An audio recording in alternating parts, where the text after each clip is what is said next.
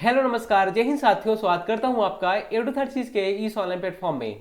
दोस्तों फाइनली सूबेदार, एसआई और प्लाटून कमांडर के पद के लिए 341 पदों का यहां पे विज्ञापन पीएससी की तरफ से जारी कर दिया गया है। इस विज्ञापन में क्या चेंजेस हुए हैं, क्या एज मांगेगा, क्या शैक्षणिक योग्यताएं रहेंगी, क्या यहाँ पे हमें सर्टिफिकेट चाहिए होंगे, यहाँ पे जो मेजरमेंट होगा मेजरमेंट में क्या क्या चीजें रहेंगी, प्री मेंस फिजिकल इंटरव्यू, इसमें क्या क्या होने वाला है, सब कुछ हम यहाँ पे बताएंगे क्योंकि इन दौर से हम गुजर चुके हैं। तो सब बहुत आसान सी भाषा में आपको समझाने वाले हैं, बस आप ध्यान से सुनिएगा। देखिए हमारा विज्ञापन 21 अक्टूबर को आया है, ठीक है। हमारा ऑनलाइन एप्लीकेशन मतलब हमें आवेदन जो जमा करने हैं, एप्लीकेशन फॉर्म भरना है, तो वो 23 अक्टूबर से भरना है। 23 अक्टूबर को दोपहर 12 बजे से लेके 21 नवंबर 2024 तक, मतलब आपको एक माह का टाइम दिया गया है फॉर्म को भरने के लिए, ठीक है। आगे चलिए। उसके बाद देखिए आपको यहाँ पे एप्लीकेशन फॉर्म भरने का टाइम बताया गया है 23 अक्टूबर से 21 नवंबर। मान लीजिए यहाँ पे अगर आपसे कोई त्रुटि हो जाती है, गलती हो जाती है फॉर्म भरने के टाइम पे, तो आपको टाइम दिया गया है 22 नवंबर से लेके 24 नवंबर के बीच में।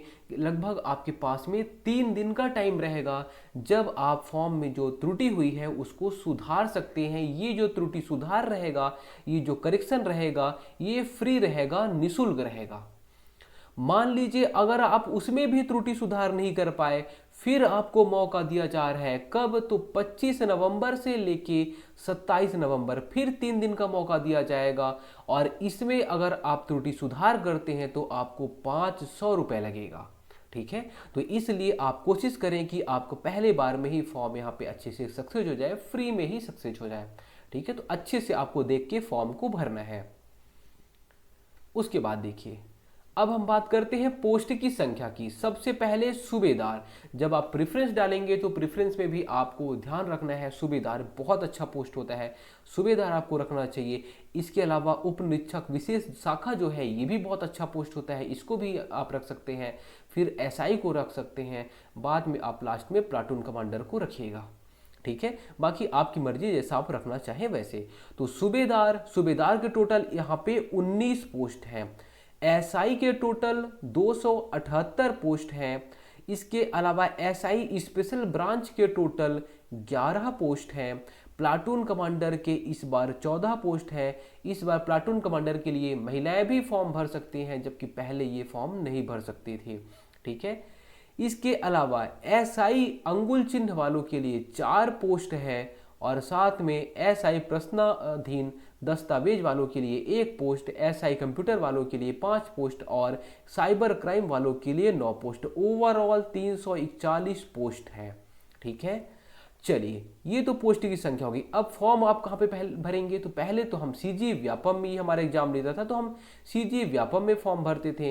अब अगर बात की जाए फॉर्म की, तो अब हम cgpsc.government.in, कहाँ पे cgpsc हमारा एग्जाम ले रहा है, तो cgpsc.government.in की साइट पे जाके फॉर्म भरेंगे। कब से, तो 23 अक्टूबर से लेके 21 नवंबर के बीच में।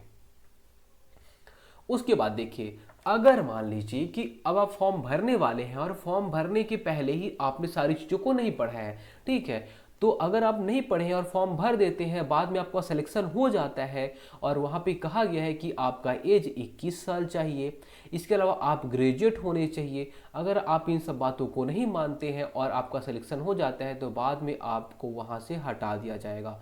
तो इसका कहने का मतलब, ये पूरा का पूरा पैराग्राफ का कहने का मतलब यही है कि जो नोटिफिकेशन, उस नोटिफिकेशन को आपको पढ़ लें।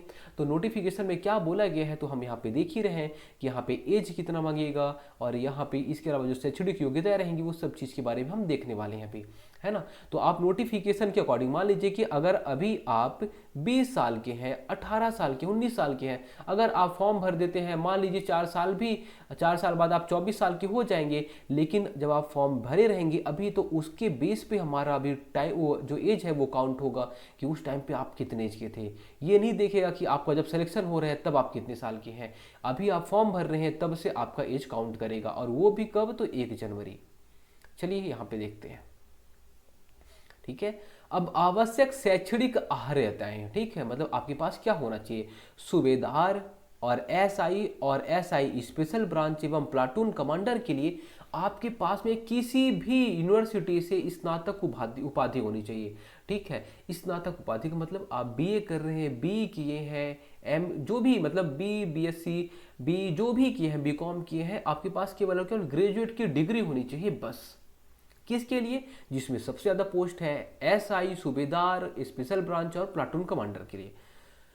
अगर आप एसआई में अंगुल चिन्ह और एसआई में प्रश्नाधीन दस्तावेज वाले में भी फॉर्म भरना चाहते हैं तो आप जिस भी यूनिवर्सिटी से पढ़े हैं वहाँ से आपके पास गणित, भौतिक शास्त्र या रसायन शास्त्र की का क्या होना चाहिए, तो यहाँ पे ग्रेजुएशन डिग्री होना चाहिए। ठीक है, मतलब आप गणित से पढ़े हो या फिर फिजिक्स से या फिर रसायन से, ठीक है, तो उसका ग्रेजुएट वहाँ पे डिग्री होनी चाहिए।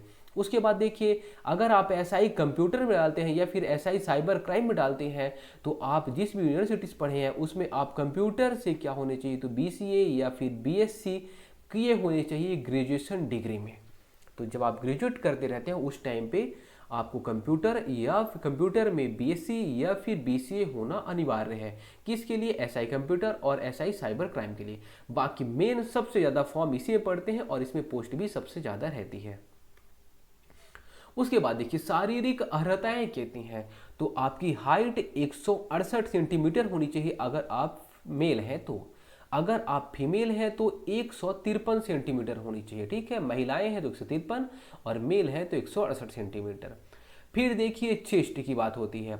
चेस्ट बिना फुलाए नॉर्मल में 81 सेंटीमीटर होना चाहिए, फुलाने पे 86 सेंटीमीटर होना चाहिए, मतलब 5 सेंटीमीटर का वहाँ पे क्या प्रसार होना चाहिए। वैसे यहाँ पे 10 सेंटीमीटर भी हो जाता है, 15 सेंटीमीटर भी लोग फुला लेते हैं। तो वैसे यहाँ पे देखा जाता है कि क्या इसको फेफड़े से संबंधित रोग वगैरह तो नहीं है, इसलिए बस यहाँ पे देखते हैं। ठीक है, तो इसलिए अगर आप सिगरेट वगैरह ये सब कुछ कर रहे हैं तो बिल्कुल आप छोड़ देना है। ठीक है, तो यहाँ पे बिना फुलाए चेस्ट 81 सेंटीमीटर और फुलाने के बाद में 86 सेंटीमीटर। ये महिलाओं पर यहाँ पे ये सारी चीज़ें नहीं होने वाली हैं। फिर उसके बाद देखिए, अभ्यर्थी को शारीरिक रूप से दिव्यांग नहीं होना चाहिए, मतलब यहाँ पे फिजिकल हैंडीकैप्ड वाले फॉर्म नहीं भर सकते।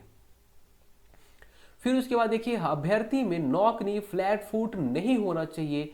देखिए, जब आप वहाँ पे फिजिकल देने जाएंगे, फिजिकल के लिए जब आप पहले मेजरमेंट देने जाएंगे, क्या पहले आपका मेजरमेंट होगा, तो मेजरमेंट जब देने जाएंगे तो उस टाइम पे आपसे क्या, तो पहले आपसे डीवी मांगा जाता है, मतलब आपको डॉक्यूमेंट वेरिफिकेशन होगा कि क्या आप वही हैं। तो आपको क्या क्या चीज़ें ले जानी है, तो आपको पहले आपका आधार कार्ड मांगेगा, स्थानीय निवास प्रमाण पत्र, 10वीं 12वीं का मार्कशीट और ग्रेजुएशन का मार्कशीट, ये सारी चीज़ें आपको ले जानी है। साथ में आपको एडमिट कार्ड ले जाना है।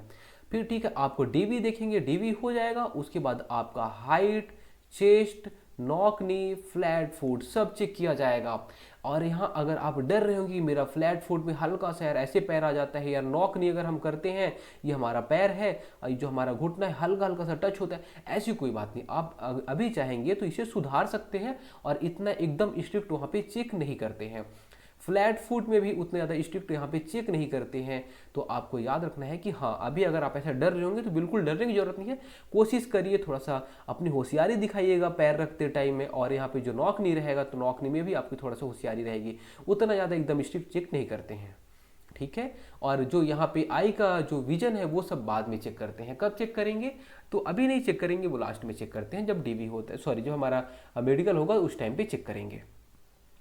परिवीक्षा अवधि, परिवीक्षा अवधि मान लीजिए आपका सिलेक्शन हो जाता है तो आपको 3 वर्ष के लिए यहाँ पे क्या, तो इसमें प्रोबेशन या फिर परिवीक्षा अवधि में रखा जाएगा। उसके बाद ही आप नियमित हो पाएंगे। ठीक है, तो वो भी आपको याद रखना है। फिर देखिए, अभ्यर्थी का आयु दिनांक 1 जनवरी 2024 को 21 वर्ष से कम नहीं और 28 वर्ष से अधिक नहीं होना चाहिए। मतलब 1 जनवरी 2024 को आधार मानकर आपकी आयु की गणना की जाएगी। मान लीजिए कि अगर आप 1999 में पैदा हुए हैं तो देखा जाएगा कि 1 जनवरी 2024 तक आप कितने साल के थे। अगर मान लीजिए आप 21 साल के हैं, 21 साल से अगर थोड़ा भी एक भी दिन कम हुए तो आप यहाँ से बाहर हो जाएंगे। तो 21 साल से कम नहीं होना चाहिए और 28 साल से अधिक नहीं होना चाहिए। ये पहले था, लेकिन अभी हाल ही में 2 से 3 दिन पहले मंत्रिमंडल की बैठक होती है और उसमें छूट संबंधी प्रावधान किया जाता है कि जो एसआई की भर्ती होगी उसमें 5 साल की छूट दी जाएगी हर वर्ग को। तो पहले जो जनरल वाला 28 तक फॉर्म भरता था, अब वह 28 नहीं 33 साल तक है तो उनकी एज है तो वो फॉर्म भर सकते हैं। पहले जो SC ST OBC वाले 33 साल तक फॉर्म भर सकते थे, अब उनको 5 साल की छूट दे दी गई है, अब वो 38 साल तक के हैं तो फॉर्म भर सकते हैं। इसके अलावा देखिए, अगर मान लीजिए कि SC ST और OBC वालों को आयु सीमा में एज में छूट चाहिए, है ना, क्योंकि देखिए 38 साल तक उनको अगर फॉर्म भरना है तो एज में छूट चाहिए, और छूट में चाहिए तो उनको SC ST और OBC जो गैर क्रीमी लेयर में आते हैं OBC वाले, उनकी बात हो रही है, इनको यहाँ पे बताना पड़ेगा, उनको अपना सर्टिफिकेट दिखाना पड़ेगा कि हाँ हम इस वर्ग में आते हैं, तभी उनको छूट मिलेगा। उसके बाद देखिए, आरक्षण का लाभ छत्तीसगढ़ के मूल निवासियों को प्राप्त होगा। सीधी सी बात, जो फॉर्म भरेगा छत्तीसगढ़ के ही लोग फॉर्म भरेंगे, बाहर के लोग फॉर्म नहीं भर सकते, तो आरक्षण का जो लाभ है वो उनको ही मिलेगा। बाकी चीजें हमने यहाँ पे बात कर ली। देखिए अब देखिए जाति प्रमाण पत्र। जाति प्रमाण पत्र ने बोला गया कि यहाँ का जो मूल निवासी होगा SC ST और OBC, ठीक है, ये लोग को सक्षम प्राधिकारी द्वारा जारी स्थायी जाति प्रमाण पत्र प्रस्तुत करना होगा। ठीक है, तो इनका जो जाति प्रमाण पत्र है वो अच्छा होना, मतलब ये बना होना चाहिए, और इसके अलावा सक्षम अधिकारी द्वारा, ऐसा नहीं कि कहीं से भी बनवा लिए। ठीक है, इसके अलावा देखिए, छत्तीसगढ़ के मूल निवासी अन्य पिछड़ा वर्ग के अभ्यर्थी को आरक्षण का लाभ गैर क्रीमी लेयर होने पर दे होगा।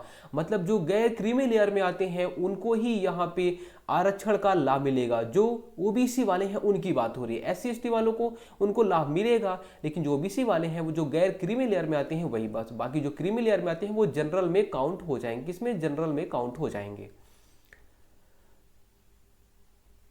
इसके अलावा गैर क्रीमी लेयर के अंतर्गत मान्य किए गए आवेदन करने की तिथि से पिछले 3 वर्ष के भीतर जारी किया गया आय प्रमाण पत्र अभ्यर्थी के पास में होना चाहिए। ठीक है, तो जो पिछले 3 वर्ष का आय प्रमाण पत्र है किसका? जो OBC वाले हैं उनको देखना पड़ेगा कि जो हम गैर क्रीमी लेयर में आते हैं उसके पहले पिछले 3 साल के पहले का उनको अपना क्या दिखाना पड़ेगा? आय प्रमाण पत्र दिखाना पड़ेगा। उसके बाद देखिए, उसके बाद यहाँ पे जो प्रारंभिक परीक्षा होने वाली है, जो पेपर होगा हमारा, जो प्री पेपर होगा वो कहाँ पे होगा? तो देखिए सरगुजा होगा, फिर यहाँ पे आपको सेंटर के नाम दिए गए हैं, यहाँ पे हमारा पेपर होने वाला है, एग्जाम होने वाला है। इसके अलावा जो शारीरिक माप जो होगा, जो सबसे पहले शारीरिक माप जो होगा वो कहाँ पे होगा? सरगुजा में, बिलासपुर में, दुर्ग में, बस्तर में, रायपुर में और राजनांदगांव में।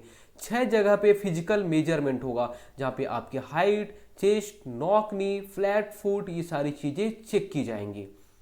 फिर मुख्य परीक्षा का जो जिला रहेगा वो कहाँ पे रहेगा? सरगुजा, बिलासपुर, दुर्ग, बस्तर और रायपुर, मतलब संभागीय मुख्यालय जहाँ पे, वहीं पे ये मुख्य परीक्षा हमारा आयोजित होने वाला है। फिर देखिए ऑनलाइन आवेदन हेतु आवेदन शुल्क क्या रहेगा? तो बिल्कुल 0 रुपए इसमें लगने वाला है। परीक्षा के संबंध में, ठीक है, तो इसमें पुनर्गणना और पुनर्मूल्यांकन का प्रावधान नहीं है, जैसे आप सप्लीमेंट्री लेते थे पहले कॉलेज के टाइम, स्कूल टाइम में, यहां पे बिल्कुल नहीं है। एक बार आपका रिजल्ट आ गया तो आ गया।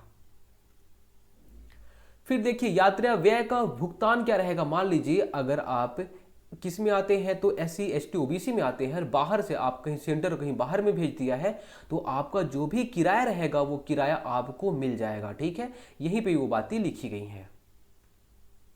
फिर देखिए किसी भी लिखित परीक्षा, शारीरिक दक्षता परीक्षा व साक्षात्कार से प्राप्तांकों की जो सूची है तभी जारी की जाएगी जब विज्ञापन के माध्यम से विज्ञापित पदों का अंतिम चयन सूची जारी कर दी जाए।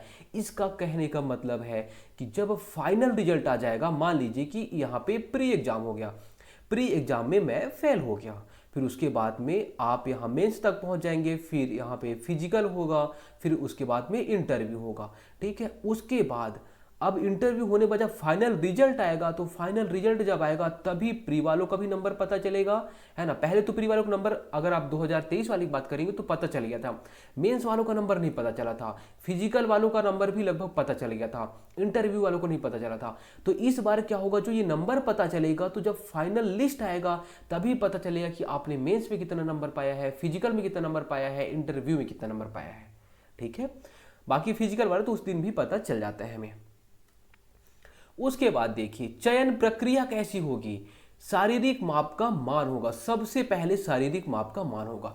देखिए आप जाएंगे, जैसे हमारे टाइम में हुआ था, हम गए थे अपना आधार कार्ड लेकर, आपको आधार कार्ड ले जाना है, साथ में आपको एडमिट कार्ड मिलेगा, कि हाँ आपने फॉर्म भरा है तो आपका एडमिट कार्ड दिया जाएगा। ठीक है, तो आधार कार्ड, एडमिट कार्ड, इसके अलावा फोटो वगैरह आप रखे रहना, यही बस आपको ले जाना है। और इसके अलावा मान लीजिए आपके पास जाति प्रमाण पत्र है, 10वीं 12वीं का जो मार्कशीट है, ग्रेजुएशन की मार्कशीट, वो भी आपको ले जाना है, और निवास प्रमाण पत्र, ये सारी चीज़ें आपको ले जानी है वहाँ पे। ये आप ले जाएंगे, वहाँ पे चेक होगा, पहले डीवी होगा, मतलब आप एक बोल सकते हैं कि जो आपका डॉक्यूमेंट है उसको वेरीफाई करें कि आप ही वो इंसान है या नहीं है। डॉक्यूमेंट वेरीफाई होने के बाद में फिर आपका हाइट मापा जाएगा, चेस्ट मेजरमेंट होगा, नॉक नी, फ्लैट फुट, ये सारी चीज़ें चेक की जाएंगी।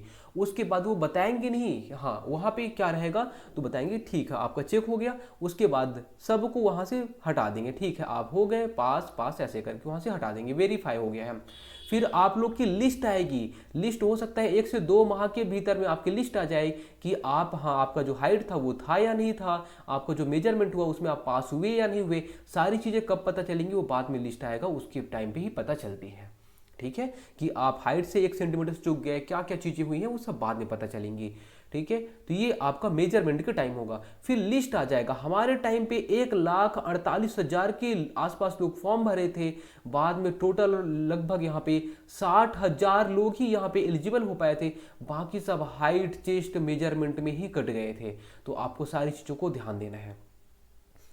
उसके बाद देखिए, जैसे ही आप इसमें पास हो गए, मान लीजिए आपका नाम आ गया है, तो अब आप यहाँ पे प्री एग्जाम देंगे, क्या देंगे, यहाँ पे प्री एग्जाम देंगे, वही यहाँ पे लिखा हुआ है। प्री एग्जाम के बारे में हमने आपको लास्ट वीडियो में ही बताया था कि हमारा प्री एग्जाम 100 क्वेश्चन रहेगा, हर क्वेश्चन 3-3 नंबर का, मतलब 300 अंक का रहेगा। और इसमें क्या होगा, तो इसमें 20 गुना लोग को लेंगे। मान लीजिए कि हम ओबीसी में आते हैं और ओबीसी में 5 सीट है, 5 सीट, तो ओबीसी में 5 सीट, 5 का 20 गुना, 5 का 20 गुना मतलब 100 लोगों को लिया जाएगा मेंस लिखने के लिए। ठीक है, तो 20 गुना लोगों को लेंगे, है ना। ऐसे ओबीसी का टोटल हमारा मान लीजिए 341 पोस्ट है, 341 पोस्ट का 20 गुना लोगों को बुलाएंगे, किसके लिए, मेंस के लिए बुलाएंगे। ठीक है, चलिए, तो उम्मीद करता हूं, अब मान लीजिए कि ऐसा हुआ कि आपका नंबर भी 200 नंबर आया और हमारा नंबर भी 200 नंबर आया और किसी और का नंबर भी 200 नंबर आया, तो यहाँ पे सबका सिलेक्शन होगा। भले ये 300 जो 20 गुना है उससे ज़्यादा हो रहे हैं, तो भी सबका सिलेक्शन हो जाएगा, सब लोग मेंस एग्जाम दिलाएंगे। अगर 12 नंबर आ गया और ये बाउंड्री लाइन पे है, ध्यान से सुनिएगा, सबका बराबर नंबर है और ये बाउंड्री लाइन पे है, अंतिम वाले, ठीक है, ये कट ऑफ है, तो सबका सिलेक्शन हो जाएगा, भले ये 20 गुना से ज़्यादा है तो भी। उसके बाद देखिए, यहाँ पे जो हमारा मेंस पेपर होगा, मेंस पेपर के बारे में हमने आपको पहले ही एक वीडियो में बता दिया है कि मेंस पेपर में क्या क्या चीज़ें पूछी जाती है। फिर भी देखिए, जो फर्स्ट पेपर होता है वो लैंग्वेज का होता है, उसमें हिंदी, इंग्लिश और छत्तीसगढ़ी, हिंदी के साथ में छत्तीसगढ़ी का भी क्वेश्चन पूछ लिया करता है। हिंदी 125 नंबर का और जो इंग्लिश है वो 75 नंबर का पूछेगा। फिर उसके बाद सेकंड जो पेपर होता है वो जीएस का होता है, इसमें क्या हिस्ट्री पूछेगा, ज्योग्राफी, पॉलिटी, पूरा का पूरा इंडियन हिस्ट्री पूछेगा और पूरा का पूरा छत्तीसगढ़ हिस्ट्री पूछेगा, छत्तीसगढ़ की चीज़ें पूछेगा। ठीक है, टोटल मिला के कितने क्वेश्चन हो जाएंगे, इसमें भी 100 क्वेश्चन पूछे जाएंगे 200 नंबर, इसमें भी 100 क्वेश्चन पूछे जाएंगे 200 नंबर के। फिर हमारा थर्ड पेपर होगा मैथ्स का, रहेगा रीजनिंग का, इसमें सबसे ज़्यादा रीजनिंग पूछा जाता है, रीजनिंग और मैथ मिला के 100 क्वेश्चन, टोटल 200 नंबर। इसी के बेस पे ही हमारा मेरिट डिसाइड होता है, मेंस 600 नंबर। इसमें अगर आपका अच्छा मार्क्स आ गया और उसमें देखेंगे कि कट ऑफ मान लीजिए जितना पोस्ट है उस पोस्ट के अकॉर्डिंग यहाँ पे देखा जाता है और उस पोस्ट का आई थिंक 5 गुना लेते हैं। मान लीजिए कि अगर यहाँ पे 341 पोस्ट निकला है तो उसका 5 गुना लोगों को बुलाएंगे, किसके लिए, फिजिकल के लिए। तो 341 का 5 गुना लगभग आप मान सकते हैं 1600 से 1700 लोगों को बुलाएंगे। लेकिन इसमें आपको खुश नहीं हो जाना है, यहाँ पे हर कैटेगरी के हिसाब से, मान लीजिए आप ओबीसी में आते हैं तो ओबीसी का 10 पोस्ट है, तो 10 पोस्ट का यहाँ पे 5 गुना 50 लोग को बुलाएंगे। ऐसे ही कुछ जो पूर्व सैनिक लोग थे उन लोग के लिए, कुछ महिला लोग हैं उन लोग के लिए, तो सबकी अलग अलग कैटेगरी, एससी के हैं तो उन लोग के लिए तो हर का 5 गुना बुलाएंगे, ना कि पूरे पोस्ट का, ये आपको ध्यान देना है। ठीक है, तो ओवरऑल यहाँ पे 600 नंबर का होगा हमारा मेंस। फिर हम आएंगे कहाँ पे, फिजिकल में आएंगे और फिजिकल टोटल हमारा 300 नंबर का होता है। 300 नंबर में देखेंगे लॉन्ग जंप 60 अंक का, ऊंची कूद हाई जंप 60 अंक का, गोला फेंक 60 अंक का, 100 मीटर और 1500 मीटर सभी 60 अंक के होते हैं, 300 अंक का होता है। अगर आप मेंस क्वालिफाई कर लिए तो हो सकता है आपके लिए बहुत ही ईजी भी हो जाए, है ना। उसके बाद देखिए लास्ट में आता है इंटरव्यू, साक्षात्कार। साक्षात्कार जो रहेगा या फिर इंटरव्यू रहेगा वो यहाँ पे 100 अंक का होगा। तो आप देखेंगे 600 नंबर का मेंस हो गया, प्री केवल क्वालिफाइंग रहेगा, प्री आपने क्वालिफाई कर लिया बस काम खत्म। ये मेंस जो रहेगा वो 600 नंबर का, 300 नंबर का आपका फिजिकल हो जाएगा, 100 नंबर का आपका इंटरव्यू हो जाएगा, 1000 नंबर का होगा और 1000 नंबर के बेस पे ही आपका मेरिट बनेगा। जिसका ज़्यादा नंबर, मान लीजिए आपका बहुत ज़्यादा नंबर आया है तो आपने जो पोस्ट प्रेफरेंस डाले रहेंगे कि हाँ हमें सूबेदार बनना है तो सूबेदार आप बन जाएंगे। मान लीजिए आपका बहुत अच्छा रैंक है और आपने फर्स्ट प्रेफरेंस एसआई का डाला है तो एसआई आप बन जाएंगे। ठीक है, तो आपके पोस्ट प्रेफरेंस के हिसाब से आपको यहाँ पे पोस्ट मिल जाएगा, फिर बाद में डीवी वगैरह होते रहते हैं। ठीक है, चलिए दोस्तों, उम्मीद करता हूँ चीज़ें आपको समझ में आई होंगी। इसके अलावा हम और भी कुछ चीज़ें जो अभी आपके डाउट्स रहेंगे आप कमेंट कर दीजिएगा, उस डाउट्स के ऊपर हम दूसरी वीडियो बना देंगे। धन्यवाद।